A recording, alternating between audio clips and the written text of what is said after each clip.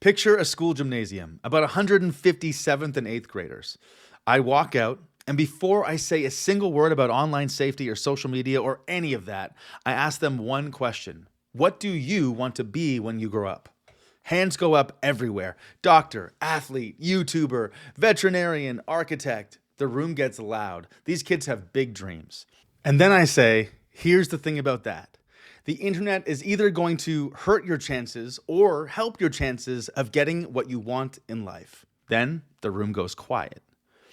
We did that in schools for close to a decade, and every single time the conversation shifted the moment we started with what kids wanted for their lives. That's what today's video is all about.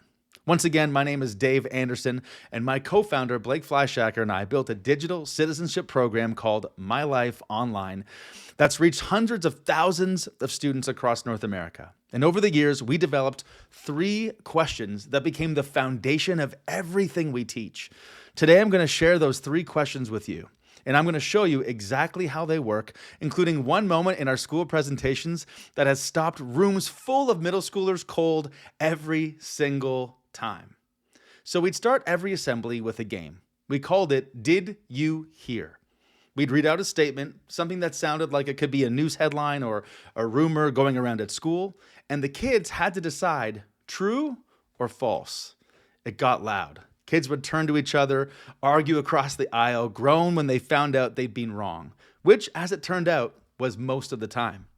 And that was the whole point, to let them feel what it's like to be fooled before we talked about why it matters. Because here's what we were really teaching in that moment. Pause before you share something, before you pass it along, before you post it. Ask yourself, is this actually true? That's question number 1. Is it true? Now, question number 2. This one we taught through an experiment that we still think about all the time. We'd show a short video clip of a kid singing in their kitchen. Just a regular kid, clearly proud of themselves, performing for the camera. The room would warm up. Kids would smile. So then we'd say, I'm going to read you the comments from underneath this video. And then we'd read them. You can probably imagine what YouTube comments looked like for a video like this. The energy in the room would shift. It would get uncomfortable. And then we'd ask the kids to do one thing. Imagine that kid in the video is sitting right next to you right now, watching you read those comments. The room would change completely. And the thing is, the kid is somewhere. On the other side of every screen is a real person, someone who made something and put it out there and is now waiting to see how the world responds. That's question number 2. Is it kind?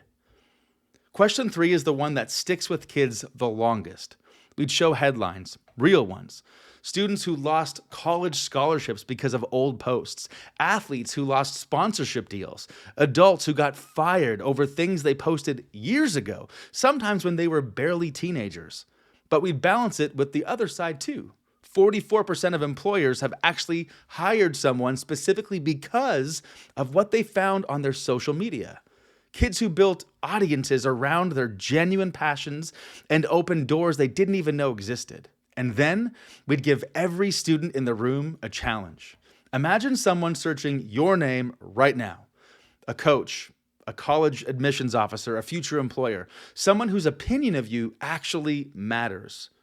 What do they find? More importantly, would you be proud of what they find? That's question number 3. Does it represent who you actually are? Blake and myself and our team of presenters have been teaching these 3 questions in school since 2014. The reason they've held up is because they don't depend on any specific platform or any specific technology. They just travel with the kid wherever they go. And here's what's happened in 2026 that makes them matter even more. AI. A student about to submit AI-generated work as their own has a you question to answer. Does this represent who you actually are? A kid processing their feelings with an AI companion instead of a real person in their life has a kind question to sit with.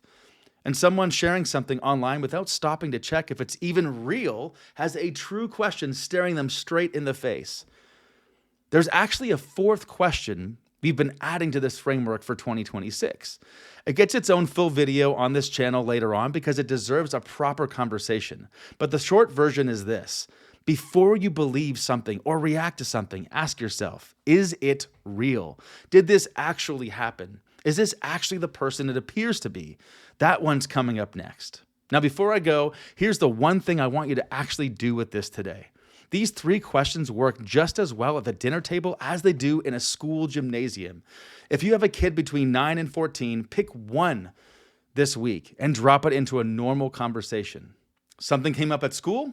Is it true? A conflict happened online with a friend? Was it kind?